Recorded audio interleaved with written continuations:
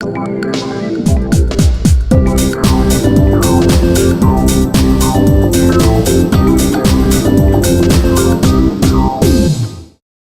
buenas noches a todos. Bienvenidos hoy a esta novena actividad de educación médica en línea de la Sociedad Venezolana de Cirugía. En esta oportunidad le vamos a dar la palabra y, por supuesto, los micrófonos y las cámaras a la gente de nuevas tecnologías. Esta sección de nuestra sociedad está presidida por el doctor José Carmona, a quien le cedo el micrófono para que presente a nuestra invitada de lujo de la tarde de hoy y esperamos que todos disfruten muchísimo esta actividad que tenemos preparado para ustedes.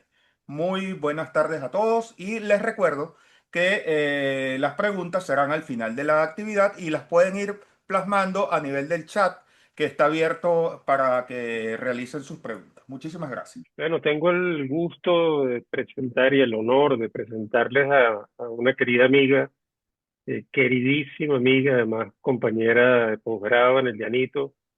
Yo quiero darles un contexto de quién es Natalie para que tengan claro el lujo de tenerla hoy dándonos esta conferencia hoy. Natalie fue residente cuando yo fui residente de cirugía en el Llanito. Ella hizo su entrenamiento completo en el Domingo Luciani y se fue a Estados Unidos, donde hizo nuevamente el entrenamiento en cirugía general y después hizo y completó la subespecialidad de colon y recto.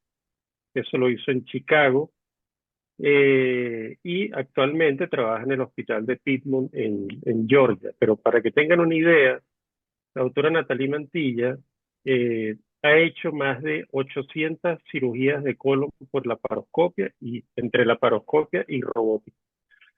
Así que yo creo que vamos a disfrutar de una excelente conferencia y todo lo que de alguna manera estamos creando una curva y estamos operando pacientes con cáncer de recto por laparoscopia. Pues, ¿quién más que ella para darnos una charla sobre cómo, los consejos y los trucos que ella ha aprendido durante todo este tiempo? Adelante, Natalie. Muchísimas gracias, José. De verdad que es un placer para mí poder estar aquí hoy compartiendo conocimiento. El honor es mío y me encanta ver que muchísimas personas se han conectado porque quiere decir que hay muchísima gente interesada en aprender. Una de las cosas que más me gusta de la resección anterior baja, que de hecho me encantó cuando José me mencionó el tema, es que es una de mis cirugías favoritas. Yo siento que la disección de pelvis es una cirugía delicada, meticulosa, hermosa y siempre ha sido entre mis favoritas porque pienso que es en gran parte una de esas cirugías que nos diferencia como especialista de muchas veces del cirujano general. Y cuando yo veo cirujanos generales interesados en mejorar la técnica de la disección de pelvis, eso dice mucho de las destrezas quirúrgicas. No todo el mundo se siente cómodo operando en la pelvis. Um, yo no tengo ningún conflicto de interés de ninguna de los equipos o de los instrumentos y el material que voy a presentar porque sí puse unas fotos de los instrumentos que me gustan utilizar y les voy a explicar por qué, pero no tengo ninguna relación con ninguna marca comercial. Quiero que pongan atención a todos los detalles, anoten las preguntas y no se enfoquen tanto en leer, porque a la larga todo el material teórico está en los libros y hoy en día en Internet. Pero a mí lo que me da orgullo de presentarles esto hoy es lo que yo he aprendido a lo largo de mi experiencia. Como bien lo decía Carmona, la curva de aprendizaje de este procedimiento es bastante larga. Es muy variable entre 30 a 120 casos para ir acortando tiempo, para mejorar la calidad de la resección oncológica, entre otras cosas. Por eso la teoría está allí. Lo que quiero es presentarles, compartirles mi experiencia y sobre todo algo que es muy importante para mí, que es lo que mis mentores me han enseñado. Yo he sido afortunada de tener mentores valiosísimos y en algunos puntos de la charla les voy a mencionar cosas que ellos me dejaron para siempre. Entre los objetivos, vamos a hablar un poco de la preparación preoperatoria. No voy a entrar en detalles, sino algunas cosas que son importantes para garantizar un éxito del procedimiento. Vamos a detenernos un rato en los pasos claves de la cirugía, en cómo me gusta hacer las cosas. Me gusta hacer las cosas de manera consistente para garantizar éxito y minimizar los errores. Vamos a compartir algunos consejos técnicos y al final vamos a hablar acerca de casos particulares que hacen la técnica un poco más difícil. De las imágenes preoperatorias, algo muy simple. Sabemos que las usamos para estadiar los tumores, que nos hablan mucho de la posibilidad de resección y a mí me gusta planificar mi cirugía muy bien, revisar en los casos oncológicos, en las conferencias de cáncer que son multidisciplinarias, con los radiólogos, dónde está el uréter, las variaciones anatómicas de los vasos y sobre todo en el caso del recto es muy importante el compromiso del mesorrecto y de las estructuras aledañas. En cuanto a el tatú o el marcaje endoscópico del tumor, es otro tema que para mí es fundamental en la parte preoperatoria. Nosotros aquí tenemos la posibilidad y la oportunidad de hacer nuestras endoscopías nosotros mismos, las colonoscopías y las sigmoidoscopías flexibles. A mí me gusta repetir la sigmoidoscopía en todos los cánceres de recto. No es una cuestión de confianza con el gastroenterólogo, es que me gusta ver el tumor, las características, ver si el tatú está donde a mí me gusta encontrarlo.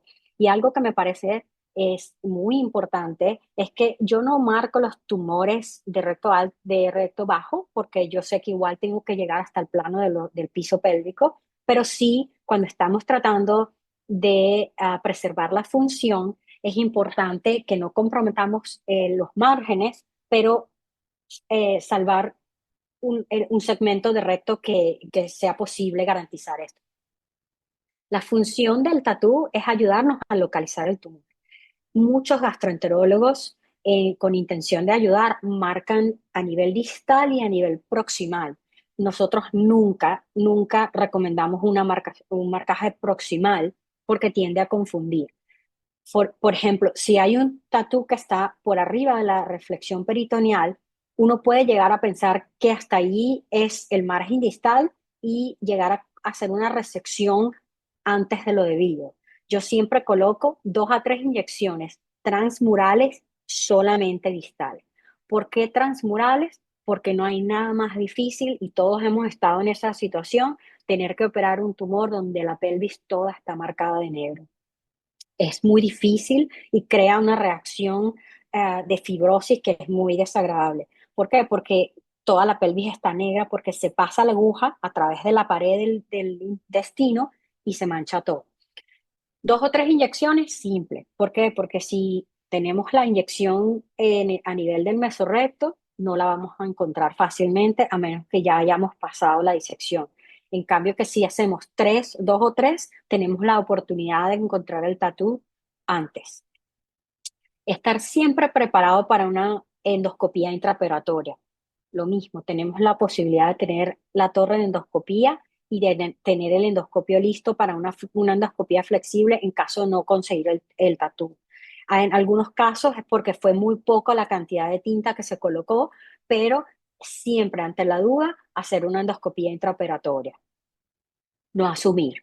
Y usar CO2, ¿por qué? Porque no queremos inflar el intestino y después tener dificultad para maniobrar durante la laparoscopía. El preparatorio de nosotros es muy básico, simplemente llevamos a cabo todas las recomendaciones de las sociedades. La preparación mecánica con los antibióticos orales, no negociable. La carga oral de carbohidratos, que casi siempre los pacientes la olvidan, pero es muy importante para evitar esos episodios hipoglicémicos preparatorios. Y todo esto lo cubre la clínica de preoperatoria. Optimizar la diabetes, los problemas cardiovasculares, respiratorios, el baño con la solución antiséptica. Y muy importante, no utilizar rasurador. Yo recuerdo cuando los entrenamientos como residente, que siempre nos decían la remoción del vello se hace en el quirófano. La posición y la protección del paciente son también sumamente importantes. Sabemos que utilizar una posición de litotomía modificada, donde el ángulo con respecto al cuerpo, a los muslos y a la pierna son menos pronunciados que la litotomía tradicional. Usamos los estribos de Allen y ambos brazos protegidos. Puse esos tres círculos para recordar los puntos claves para evitar que el paciente se mueva en la cama durante las movilizaciones de Trendelenburg, pero también para proteger, por ejemplo, los brazos. Es muy importante para mí que durante la preparación todo lo que es cables y tubos de las mangueras endovenosas y todo eso tienen que estar por fuera. Todas las partes plásticas de los catéteres endovenosos y todo lo que pueda estar en contacto con la piel tiene que ser protegido con gasas pequeñas. Los pulgares siempre tienen que estar dirigidos hacia el techo y ponemos o rollos de Kerlix o pedazos de esponja de manera que la posición anatómica de la mano no se cambie durante la cirugía. Asegurar el paciente a nivel del pecho es sumamente importante también porque usamos Trendelenburg y no queremos que el paciente se esté movilizando en la mesa, se esté cambiando de posición. Ahora, en cuanto a las piernas, muy importante, evitar la lesión del nervio peroneal. La pierna no puede estar floja dentro de los estribos, tiene que estar asegurada también con soporte, bien sea con pedazos de esponja o con rollos de Kerlix. Una de las cosas que aquí, particularmente en Estados Unidos, le tememos mucho es a las demandas por lesiones neurológicas, porque los daños pueden llegar a ser permanentes.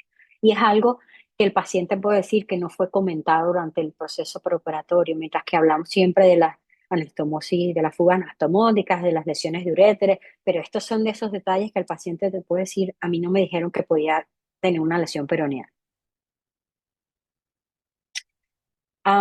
Así como entre misceláneos. Los antibióticos son de acuerdo a los, cada hospital tiene sus protocolos. Yo siempre uso ceftriaxone con metronidazol, es como lo usé en mi entrenamiento y en los casos de alergia a las penicilinas, dependiendo otras alergias, pero usualmente una cefalosporina con metronidazol, por ejemplo. La prevención de trombosis venosa profunda con los equipos de compresión neumática y siempre le damos enoxiparina preoperatoria a los pacientes. Algo muy importante acerca de los antibióticos, que la dosis tiene que ser suministrada en un periodo, una ventana que sea alrededor de una hora del momento de la incisión. Puede ser una hora antes o una hora después, pero alrededor de la incisión. Esto es para prevención de heridas quirúrgicas. Esto no tiene nada que ver con prevención de infecciones profundas.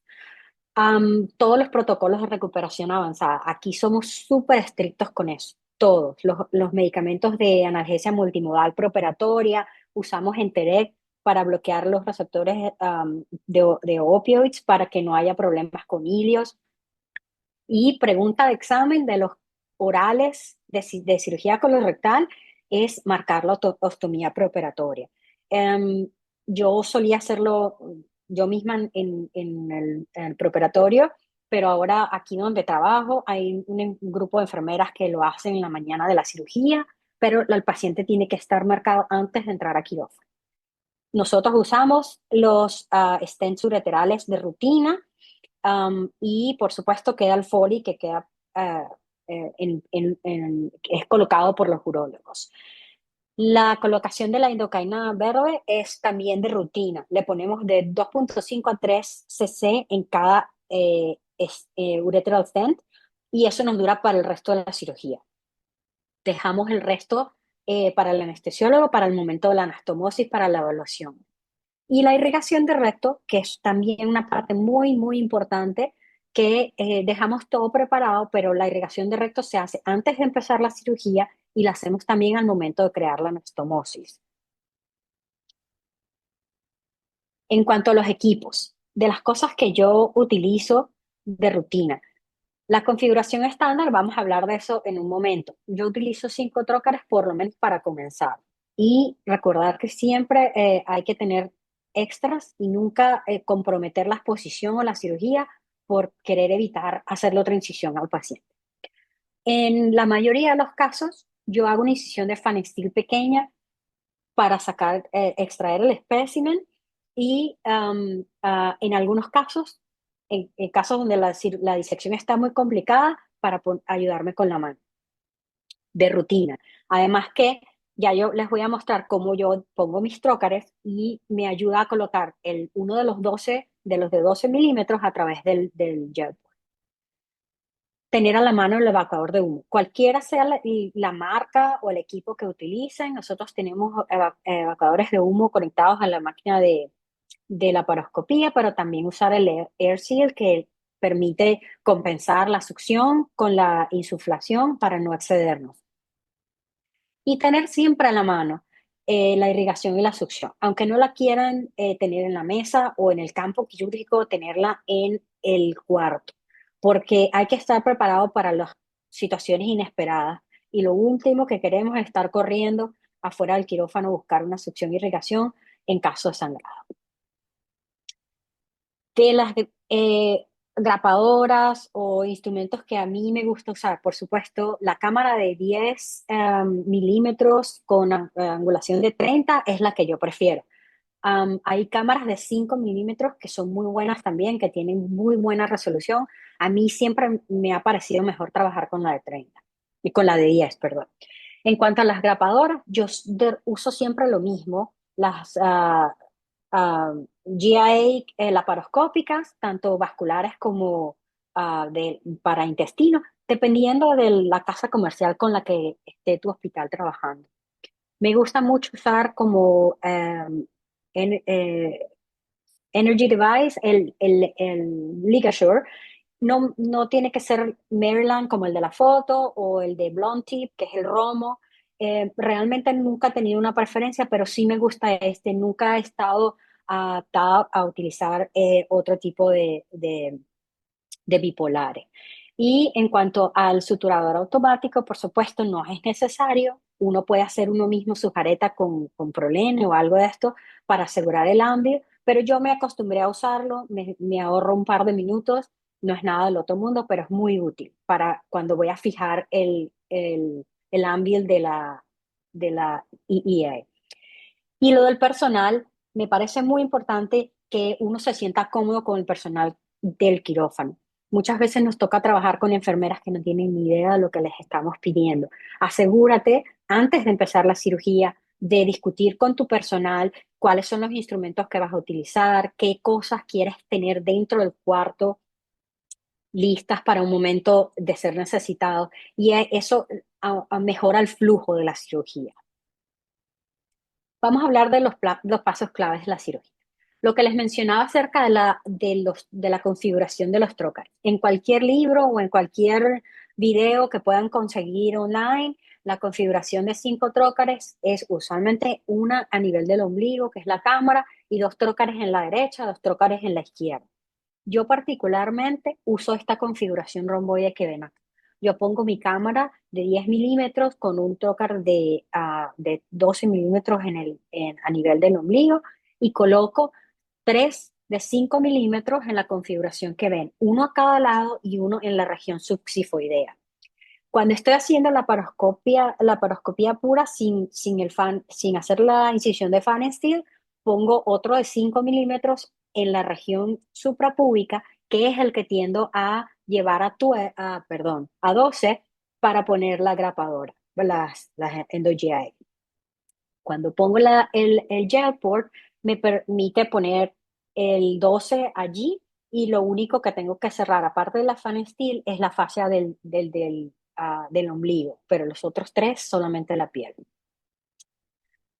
La posición del paciente, yo trato de ser consistente, como les mencionaba antes, trato de usar 25 de Trendelenburg y 15 de inclinación hacia la derecha. Obviamente esto es algo como con lo que comienzo, pero muchas veces tenemos que aumentar el Trendelenburg o aumentar la inclinación hacia la derecha dependiendo de la cantidad de grasa intraabdominal. La movilización del intestino delgado hacia la derecha del paciente y el colon transverso y el aumento hacia arriba, hacia el hígado, hacia el estómago, es súper importante como primer paso. Eso es lo que siempre le enseñaba yo a mi fellow. No podemos comenzar si no tenemos una exposición correcta de la raíz del mesenterio, que es donde nos va a mostrar los vasos. Tenemos que exponer la aorta y ahí vamos a poder conseguir los vasos. Cuando pongo solamente trócares sin fan steel, pongo una gasa dentro. Siempre tengo una gasa lista dentro que me va a permitir la retracción del mesenterio sin que la punta del trócar pueda lesionar. Yo trato de usar siempre los Grasper que son, perdón, me refería a los Grasper que son atraumáticos, pero como siempre le digo a los fellows, todos los Graspers pueden llegar a ser traumáticos si no los sabes usar. Entonces, uso la gasa como para darle soporte al mesenterio con el Grasper para que no cause lesiones. Cuando pongo un fan steel, pongo una compresa dentro del abdomen y con eso la utilizo para sostener el intestino delgado hacia la derecha del paciente. En cuanto a el abordaje, mucho hay en la literatura de si empezar en medial, si empezar lateral o inclusive combinar. Yo soy de la escuela de medial a lateral. ¿Por qué? Porque como bien me lo enseñaron mis mentores, a mí me gusta tener en control mi enemigo tempranamente y para mí mis enemigos son los vasos, los vasos mesentéricos inferiores. Me gusta conseguir la vena y de allí conseguir la arteria. Es muy importante no tener, obviamente, una rigidez en cuanto a la disección, porque muchas veces vas a conseguir que estás haciendo una disección desde el recto hacia arriba, porque los planos son difíciles de encontrar, o tienes que abrir la línea blanca de todo para que entre el neumoperitoneo y te facilite la disección. Ser flexible pero tener cierta consistencia en cómo te gusta hacer la secuencia de tu cirugía. De los uréteres, me gusta poner siempre alerta a los fellows y a los residentes acerca de dos puntos críticos, a mi modo de ver. Hablamos demasiado de la identificación del uréter a nivel de la disección y de la ligadura de la mesentérica inferior de la arteria, pero muchas veces yo consigo que donde han estado a mayor riesgo de lesionar el uréter, mis fellows, ha sido a nivel de la entrada del uréter a la pelvis ósea, donde pasa muy cerca del rectosigmo y del recto alto. ¿Por qué? Porque cuando estamos entrenando residentes, una vez que ellos identifican el uréter a nivel de la ligadura de la arteria, se olvidan. Ya ellos piensan que listo, ya tenemos el uréter seguro, ya lo vimos y listo. No, siempre existe más adelante una posibilidad de volverlo a encontrar, como lo muestra la figura, cuando cruza las ilíacas y cruza la pelvis ósea, el anillo pélvico superior. Ahora, yo siempre comienzo mi disección en la vena, siempre. Fui entrenada a empezar la disección en la vena. Una vez que identifico el ligamento de Treitz, la aorta, y tengo reflejado el colon transverso y el aumento hacia la cabeza del paciente, busco el borde inferior del páncreas y ahí está la vena. Obviamente, en pacientes obesos puede ser difícil, pero este es uno de los puntos anatómicos que me parece más consistente, que me puede dar más facilidad para conseguir el plano retroperitoneal, como lo muestra en la figura. Una vez que hago la ventana, dejo que el neumoperitoneo entre en ese espacio y crea el plano, y ya después sigo completamente en disección Roma, creando ese túnel hasta que llego a la pared abdominal. Obviamente es una línea blanca muy delicada y como siempre lo discuto, si tú ves vasos sanguíneos es porque no está suficientemente alto en la disección. Si sangra, no está suficientemente alto en la disección. Tiene que ser un plano que se ve avascular como eh, eh, tela de araña que uno la tiene que bajar con disección Roma sin ningún problema usando las dos manos, los dos instrumentos. Una vez que estás en esa disección completamente lateral, que ya lo que queda es abrir la línea de todo para poder movilizar el colon, sigo mi disección hacia el recto, distal, y a la próxima estructura que voy a encontrar es la arteria. Por eso es que me gusta. Identifico el uréter de manera temprana, respeto la fascia de Gerota y voy bajando hacia la pelvis y lo único que me voy a encontrar después, si estoy en el plano correcto, es el origen de la mesentérica, de la arteria mesentérica inferior. Como se ve en esta figura, estas no son mis imágenes, pero fue lo más parecido que pude conseguir. Después que haces una cirugía muchas veces, te das cuenta que la has hecho 1000 veces y no te has tomado la cortesía de guardar las imágenes. Esa imagen que está en el superior izquierdo es la línea blanca que menciono, que parece tela de araña.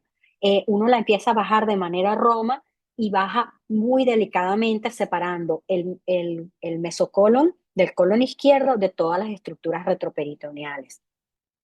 En este punto ya se supone que hemos ligado la vena y nos da la oportunidad de entrar y crear un plano amplio.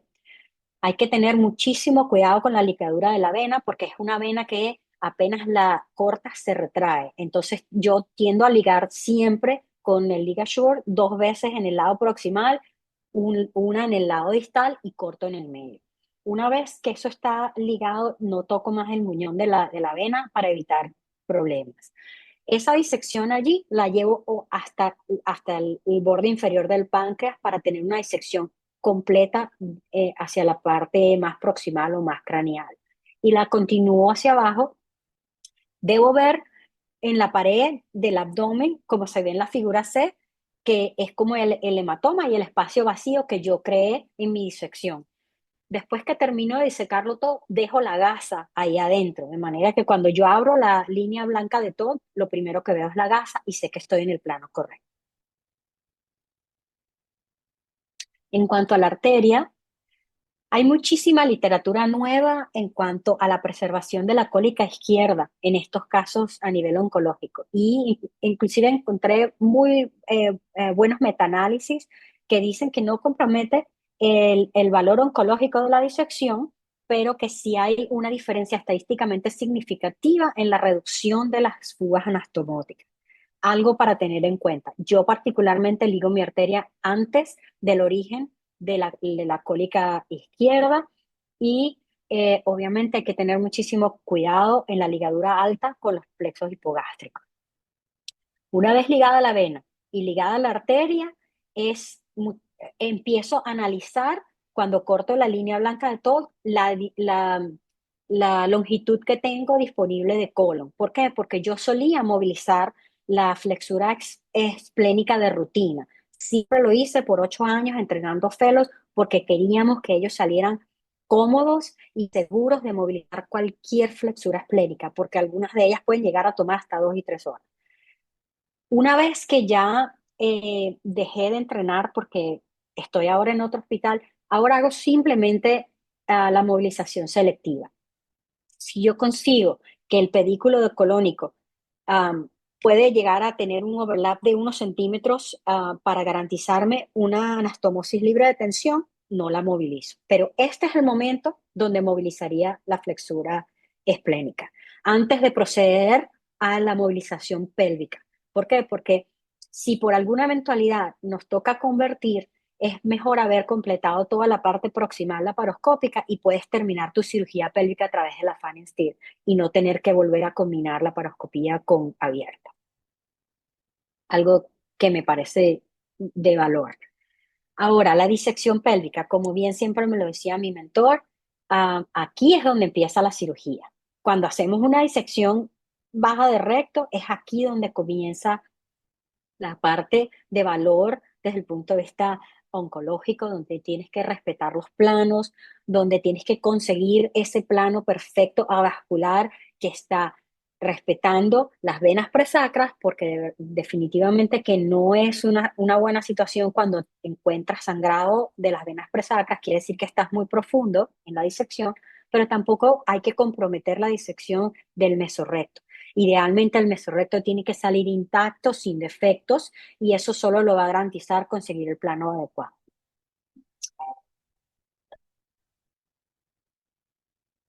Sorry. Um, eh, Ahora, los nervios hipogástricos, los plexos pélvicos, yo tengo una lámina más adelante donde les voy a resumir porque son puntos particulares durante la disección, pero a la larga, si nos mantenemos en el plano correcto, no tenemos que preocuparnos de manera excesiva por dañar alguno de los puntos críticos nerviosos. La disección anterior obviamente es diferente en la pelvis femenina que en la pelvis masculina. En la pelvis femenina muchas veces vamos a encontrar úteros voluminosos o vaginas que son muy flexibles. Yo simplemente pongo una aguja estrecha, recta, perdón, en cada lado a través de la pared abdominal y levanto el útero y las trompas por el ligamento redondo. Si la paciente es menopáusica, puedo hacerlo a través del fondo uterino sin ningún problema. Y me ahorro tener que estar levantando el útero o tener que tener al asistente levantando el útero. En el caso masculino, obviamente es una pelvis mucho más difícil porque es estrecha y lo que hay que tener en cuenta en el plano anterior, obviamente visualizar, respetar las vesículas seminales y la próstata dependiendo del nivel en el que bajamos. Otra cosa que no es negociable es después de crear la anastomosis, la evaluación, no solo con la fluorescencia, ¿okay? Con la endocaína verde para evaluar el flujo sanguíneo y la irrigación, pero también con el test de fuga que nosotros lo hacemos con la sigmoidoscopía flexible que la tenemos disponible en el quirófano, pero por supuesto cuando no está disponible con un proctoscopio rígido es más que suficiente, siempre y cuando uno sienta que hay una distensión adecuada del intestino. Otro de los pasos importantes que se olvida con mucha frecuencia es la restauración de la anatomía. Después que completamos la anastomosis y ha sido evaluada, tenemos que recordar en ese momento estamos cansados, estamos contentos, que todo salió bien, la anastomosis se ve perfecta, estamos seguros de que todo está bien, succionamos todo el líquido de la pelvis y se nos olvida poner todo como lo encontramos. ¿Qué quiere decir? Bajar el intestino delgado a que todo el mesenterio quede abierto de la manera más anatómica posible. Y de lo otro es bajar el colon transverso si no movilizamos la flexura esplénica y poner el aumento de manera que cubra todas las vísceras y de ser posible llegue hasta la pelvis y cubra la anastomosis. Esto es muy importante porque es cuando yo estaba entrenando fellows, se les olvidaba con mucha frecuencia y en algunos pacientes presentaban ilio postoperatorio, pero cuando le hacían un estudio de imágenes de cualquier tipo, lo leían como posible obstrucción intestinal parcial. Y esto es algo a considerar. Si no ponemos el intestino delgado en la posición óptima anatómica, puede llegar a crear obstrucciones intestinales parciales innecesarias, prevenibles. Ahora, esto es algo como muy simple en resumen de lo que acabamos de hablar. Abrir los planos de peritoneo a los lados del recto, después de haber ligado los vasos, tener en cuenta que este es otro de los puntos críticos de identificación del uréter. Anterior, como lo mencioné con el útero, elevar el útero de ser necesario de manera temprana. Y una de las cosas también que considero muy útil es en algunos pacientes femeninos donde es difícil mantener un buen plano anterior, yo pongo uno de los rectal, de los sizers, los medidores antes de poner la grapadora o simplemente una gasa en uno de los reinforcers, de los de aro y empujar la vagina, pedirle a alguno de los asistentes que empujen la vagina anterior. Y así tenemos tensión entre el plano, entre la vagina y el recto, y nos facilita la disección muchísimo.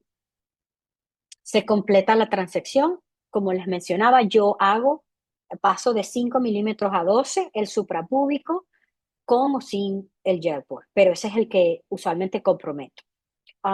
Me parece que causa menos dolor. Después de que he colocado el Anvil, que lo puedo hacer a través de la incisión de Fanestil o se puede hacer agrandando el de 12 milímetros, por eso me gusta tener la incisión de Fanestil lista.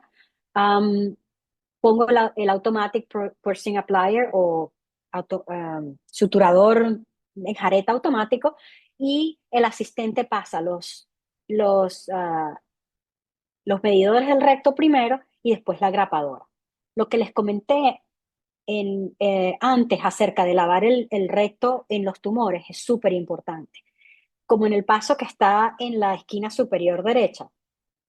Cuando yo coloco la grapadora, la cierro, ahí le pido a la enfermera que haga una irrigación de recto con solución estéril, con agua estéril, para eliminar cualquier posibilidad de células malignas que hayan allí. Después que se ha hecho la irrigación, abro la grapadora y voy, aunque sea 1 centímetro o unos cuantos milímetros distales, en el área que fue irrigada, y ahí es donde hago la transección. En la figura inferior derecha es simplemente mostrando la prueba de fuga. Como mencioné, la movilización de la flexura esplenoica solamente la hago de manera selectiva hoy en día y obviamente no voy a mencionar las indicaciones de ileostomía. Sabemos que hay pacientes después de radiación, pacientes que tengan compromiso nutricional o que sean fumadores, diabéticos descompensados y por supuesto las anastomosis que están en los últimos 5 centímetros de recto. Indicaciones de ileostomía. Cuando también las podemos hacer en los casos en los que nos falló la prueba de fuga, ¿verdad? Si, digamos, hubo una prueba de fuga positiva y podemos ver dónde está el defecto, yo tiendo a reforzarla con una sutura, repito la prueba de fuga y aún así hago una ileostomía de protección. Los drenes, hoy en día hay suficiente evidencia en contra de colocar drenes de rutina. Yo prácticamente nunca coloco drenes, solamente en resecciones abdominoperineales o en resecciones ultra bajas de recto, donde hago una anastomosis coloanal. En esos casos sí tiendo a poner un dren por detrás de la anastomosis, aunque hay suficiente evidencia de que ellos rara vez diagnostican una fuga de manera temprana. El cierre, muy particular para nosotros.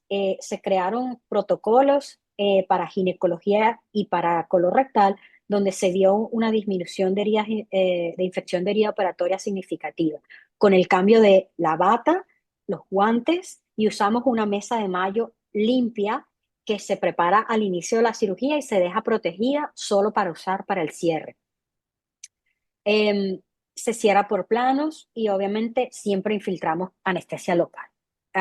Algunas veces los anestesiólogos hacen los bloqueos nerviosos con ultrasonido y en otras veces simplemente marquen a 0.25 o 0.5 en todas las incisiones. Lo básico de respetar los principios oncológicos, los márgenes adecuados, sobre todo el margen distal, que es el que se puede poner un poquito difícil cuando estamos hablando de tumores bajos, que con tener 2 centímetros de recto libre de tumor es suficiente. Sin embargo, nosotros tenemos la ventaja de que el patólogo llega al quirófano, lo llaman las enfermeras, una vez que el espécimen está fuera del abdomen, y ellos hacen la inspección del espécimen en la mesa de mayo y nos dicen que si el margen está adecuado o que está cerca y en dónde y todas las consideraciones del caso. Las ligaduras altas tanto de la vena como de la arteria que nos proporcionan la linfadenectomía adecuada y sabemos que tenemos que tener por lo menos 12 para ganglios linfáticos para poder tener una resección adecuada. Y la excisión del mesorrecto en el plano sagrado, en el plano correcto, ¿por qué? Porque no solo nos da un beneficio oncológico, pero también ayuda a respetar los nervios y a la larga esto se traduce y se refleja en la función del paciente, tanto urinaria, sexual como del intestino. Ahora, algunas consideraciones técnicas. Esto es como un resumen de todo lo que yo llevo en mente cuando hago mi cirugía. La exposición adecuada, que ya lo mencionamos, tienes que tener una exposición, no puedes comprometer la exposición antes de comenzar la cirugía. Conocer obviamente la anatomía es básico. Combinación de disección roma y cortante. ¿Por qué? Porque la mayoría de la disección del retroperitoneo yo la hago toda roma. La disección del mesorrecto la hago cortante. Y en los lados del mesorrecto, después de tantas veces que hice esta cirugía, muchas veces me encontraba con vasos y con sangrado a pesar de estar en el plano correcto y empecé a hacer mi disección de los lados del recto con el ligature. Y mientras estés en el plano correcto, no tienes que tener miedo que estás comprometiendo ni el mesorrecto ni los nervios en las paredes de la pelvis. La hemostasia, yo sé que hay muchísimos cirujanos que dejan la hemostasia selectiva para el final. Yo soy súper meticulosa con la hemostasia. En cada uno de los planos que voy disecando, me regreso a asegurarme que no se esté acumulando sangre, que no, siento que me ahorra muchísimo tiempo al final. La irrigación distal, que ya la mencionamos, la evaluación de la anastomosis, no solo la prueba de fuga y lo de la hidrocaína con la fluorescencia, también hay que revisar las donas o los anillos anastomóticos. Yo inclusive lo dicto en mi reporte operatorio, que las donas se ven robustas y que están intactas. Eso nos cuida muchísimo en muchos aspectos legales.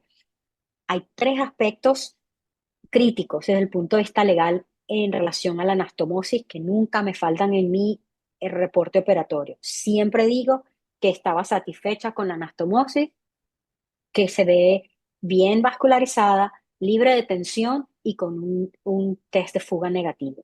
Esas tres cosas, además de las donas, ya te cubren en muchos aspectos. La extracción y la evaluación del espécimen, como lo mencioné, proteger la herida desde el lugar de extracción con un Alexis, un protector de heridas de Alexis. No necesariamente tiene que ser si no estás utilizando el gel port, puedes poner un Alexis pequeño en una mini fan and steel o en el lado derecho de tu preferencia. Yo no hago extracciones transrectales de tumor. Esto es algo como para recordar, como les mencionaba anteriormente. No solo tenemos que cuidar los uréteres, los vasos gonadales, hay muchos lugares de riesgo donde podemos lesionar los nervios y las consecuencias que tienden a ser mucho más evidentes en la población de pacientes masculinos con disfunción eréctil, eyaculación retrógrada, pero también tenemos muchísimos problemas de vejiga, de retención de orina. Por eso me pareció importante resaltar aquí en esta lámina todos los posibles pasos quirúrgicos donde podemos comprometer los plexos nerviosos.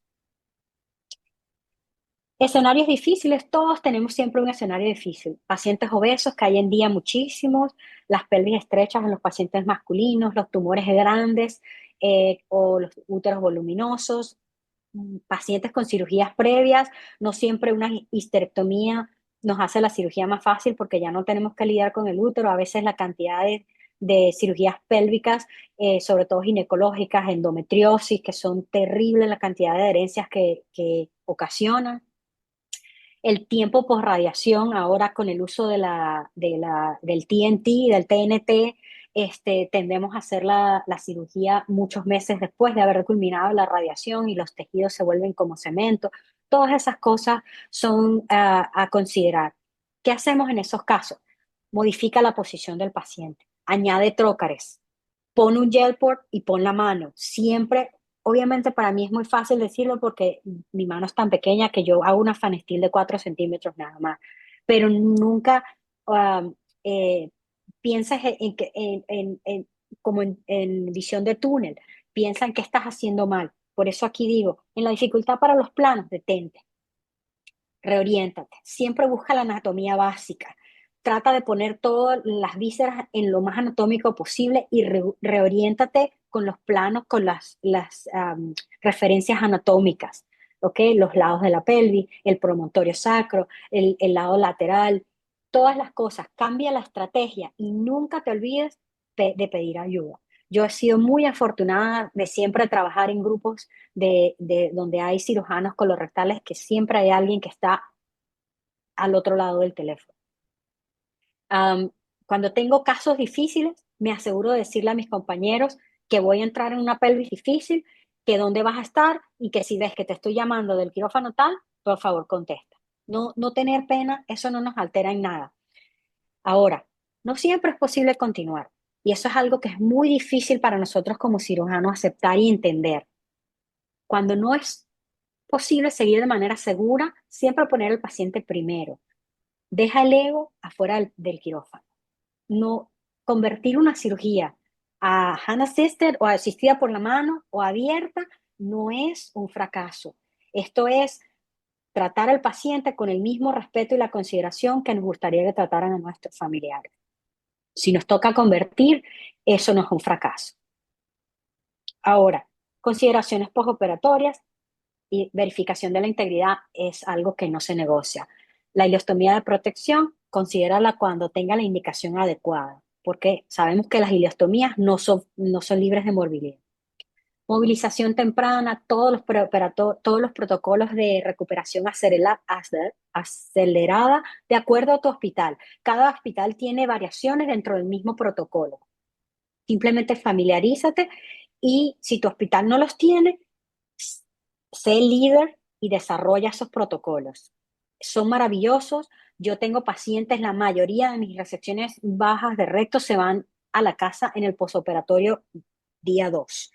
Cuando están o todavía hospitalizados en el día 3, les hago la proteína C reactiva, que hay suficiente evidencia en que tienen un valor negativo predictivo por encima del 90% en cuanto a la fuga anastomótica. Cuando está elevado, simplemente genera curiosidad y nos lleva a hacer tomografías o mayores estudios, pero cuando es negativa es de bastante valor confiable de que la anastomosis posiblemente está bien. Y nos da la oportunidad de buscar otras razones si el paciente no se ve bien. Mis consejos, esto es algo muy personal, conoce la anatomía. No hay cirugía si no hay anatomía. Si tú no conoces la anatomía, ve y realiza una revisión del caso. Respeta los principios oncológicos, porque así hay muchísimos cirujanos que dejan de hacer cirugía oncológica porque no se sienten cómodos. No hay ninguna vergüenza en reconocer este tipo de limitación. Las cirugías oncológicas generalmente nos ofrecen una gran oportunidad de cirugía. Tener un plan B, esto es otra cosa que siempre lo dicen mis mentores. Siempre ten un plan B y el plan B tiene que ser mejor que el plan A. Estar preparados para los imprevistos y elegir el método o la maniobra más segura con la que te sientas más cómodo. Sentirte satisfecho antes de dejar el quirófano. ¿Qué quiere decir? Yo nunca salgo del quirófano con dudas o sintiéndome que tal vez esa anastomosis no se veía bien. Nunca cruces la puerta del quirófano sin antes haberte sentido completamente satisfecho de que hiciste un buen trabajo. Eso es todo lo que tengo esta noche. ¿Qué opinas de hacer rectoscopia en el postoperatorio para verificar en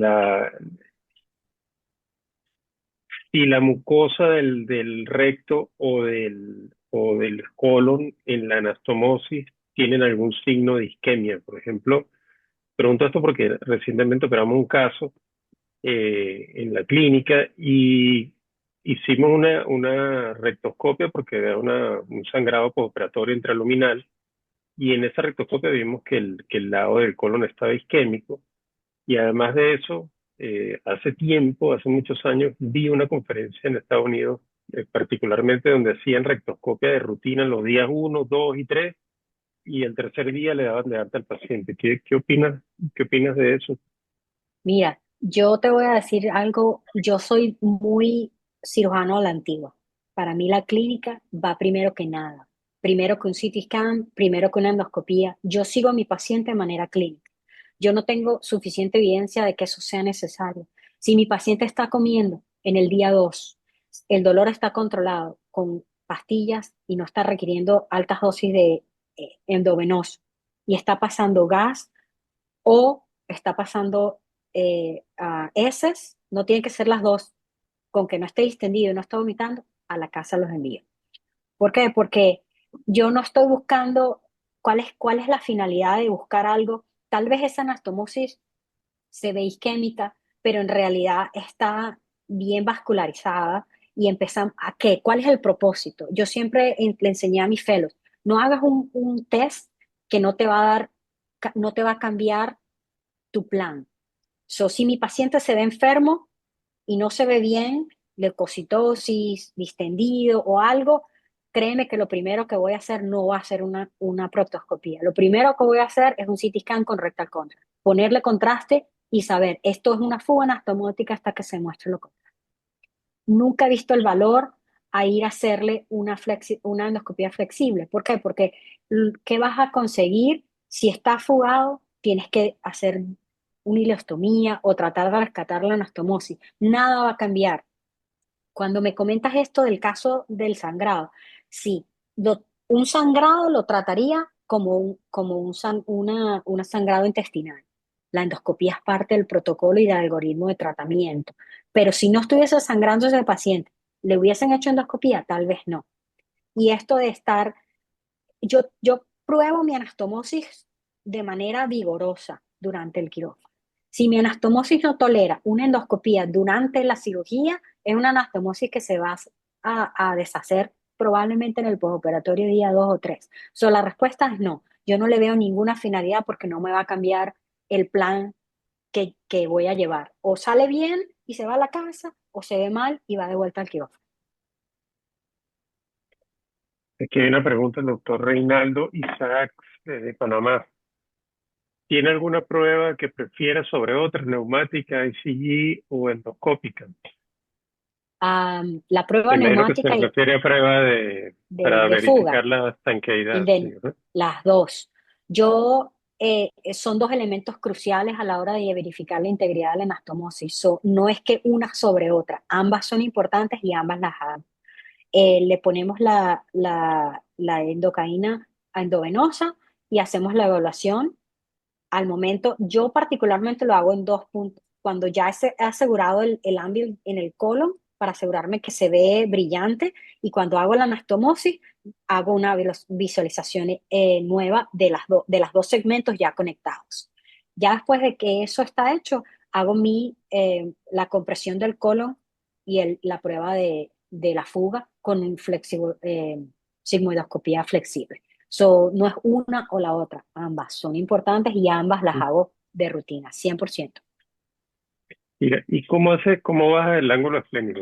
¿Cuál es tu recomendación técnica? ¿Lo haces de medial lateral? ¿Te metes La, para cavidad de los epiplones? Correcto, la mayor parte de las flexuras esplénicas las comienzo en el transverso. Me voy al punto medio del transverso, casi al nivel del hígado y separo el omente. Ahí, hasta que no entro en el lesser sac, no continúo hacia el vaso. Porque una vez que consigues pared posterior de estómago, ves el páncreas, listo. Ya con el ligature me voy directo hasta el vaso. Una vez que ya solo me quedan las adherencias que están en el ángulo completo, de manera lateral, hago una medialización del colon y completo bien cerca del colon, porque un error que es común entre los felos, que siguen de la línea blanca de todo derecho hacia el vaso y se acercan mucho. So, siempre pegaditos del colon, bien cerca del colon, porque el mesenterio está hacia abajo. So, no hay riesgo. El riesgo es quemar el colon, pero mientras lo tengas visualizado constantemente y con buena tracción como hacia el apéndice, bajas y listo, completo. Después quedan un par de adherencias pequeñas cerca del borde inferior del páncreas, que eso es un plano vascular, que simplemente con ponerle algún instrumento o el dedo por debajo, lo cortas y listo. Si sangra, no estás en el plano correcto. Mira, ¿y qué opinas de la anastomosis lateroterminal? Que pareciera como que hay mucha gente haciéndolo de esa manera. La Baker's, sí, yo la uso, es más que todo en los casos de diverticulosis, cuando veo que hay diverticulosis en el colon que pienso usar como pedículo. Entonces sí, ¿por qué? Porque pueden haber divertículos en el punto más distal del colon que no quiero comprometer mi anastomosis a que la grapadora circular vaya a tomar un segmento donde la pared es parcial. Entonces, en esos casos, cuando la diverticulosis es visible, simplemente hago la látero terminal y saco el anvil, el spike, en la tenia antimesentérica. Listo. Una endo-GIA en el segmento distal y la jareta que sí se haría manual alrededor del ámbito. Una cosa que es un poco delicada con esta anastomosis, porque no, lo digo por experiencia, uno de mis compañeros durante el fellowship hizo una de estas anastomosis y hubo una fuga anastomótica en el día 25. Obviamente la pelvis estaba fusionada y obviamente llegó cuando yo estaba de guardia. Y lo que hubo en fuga no fue la anastomosis, fue el segmento ciego de colon y no había manera de llegarle allí. Entonces fue bastante complicado, por eso es que hay que asegurarse que el cierre sea seguro. Y nos tocó yo puse drenes, puse una ileostomía y tardó como 9 meses en sellar por sí sola, porque no había manera de llegarle de manera endoscópica para ponerle clips o algo. Es algo a considerar, no es algo frecuente, pero es basado en la experiencia. Y del lado del recto, ¿dónde te gusta que quede la anastomosis? ¿Anterior a la línea de grapa, detrás, a través? Yo no le presto mucha atención donde salga el spike, ahí lo hago. Y Dios me ha protegido. Yo no soy muy picky en eso.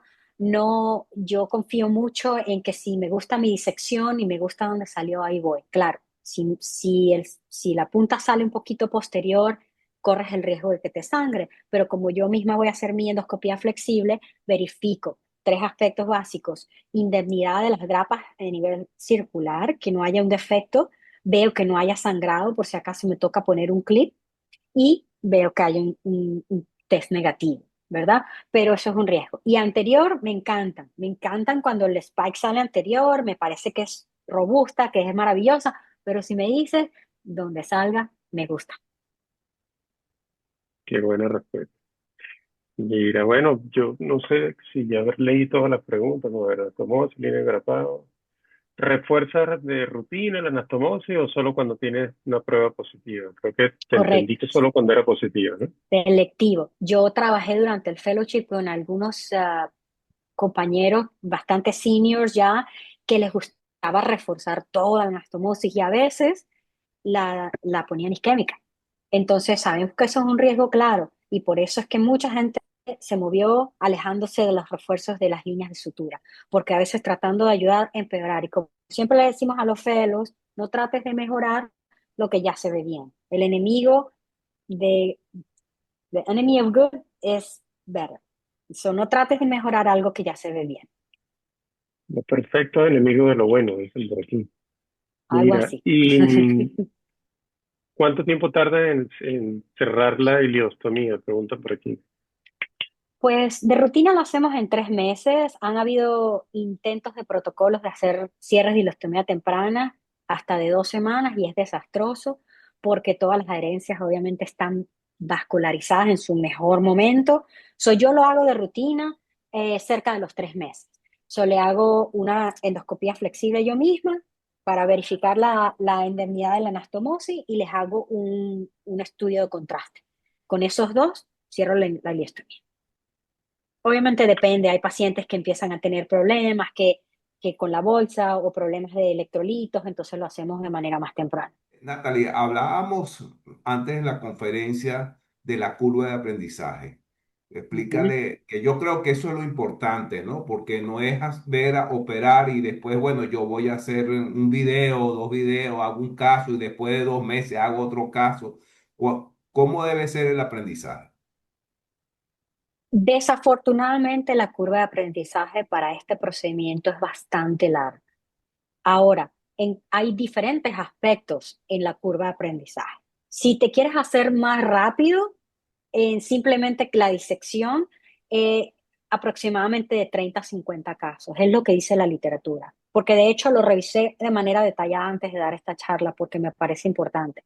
Ahora, desde el punto de vista oncológico. Para nosotros sentirnos cómodos como cirujanos que hacemos cirugía oncológica de pelvis, de 70 a 120 casos es lo estimado para poder alcanzar una disección adecuada, minimizar los riesgos de lesiones desde el punto de vista con consecuencias funcionales y sin compromisos oncológicos. Bueno, Natalie, agradecido con tu tiempo, sabemos lo valioso que es, ha sido una charla de lujo, tal cual como esperábamos, y de Gracias, verdad, bueno, José. esta sigue siendo tu casa, así que Bueno, tú eres una desde de mis aquí más grandes nuestro, inspiraciones y tú lo sabes. Tú Natalie, fuiste gracias. mi R3 y pocas personas conozco tan inteligentes como tú. Me inspiras desde que éramos residentes y para ti esto es lo menos que puedo hacer. Tan bella, gracias. Menos mal que esto se está grabando para después mostrárselo a todos mis compañeros. Gracias, muchísimas gracias a todos por estar presentes. Gracias a ti. José León, palabras finales, ¿quieres cerrar? Sí, bueno, Natalie, muchísimas gracias por la conferencia, por la actividad, genial. Tuvimos una participación bastante buena. De verdad que en nombre de la Sociedad Venezolana de Cirugía quiero agradecerte. La Junta Directiva también te manda saludos y el agradecimiento por esta actividad. De verdad que nada, Muchísimas gracias. o sea, nada que desperdiciar, todo perfecto, excelente. Muchísimos tips, muchísimas Muchísimas cosas gracias. importantes que tomar en consideración para los que hacemos este tipo de procedimientos por vía laparoscópica.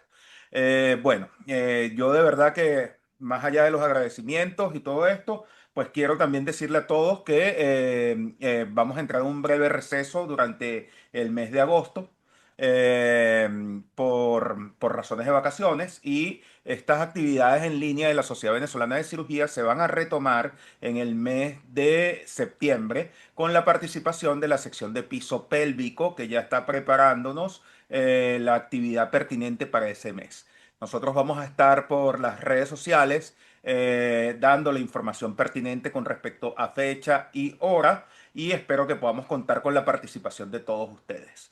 Nuevamente, Natalie, agradecido José Carmona por presidir también esta reunión y bueno, que tengan muy buenas noches todos y descansen. Hasta luego.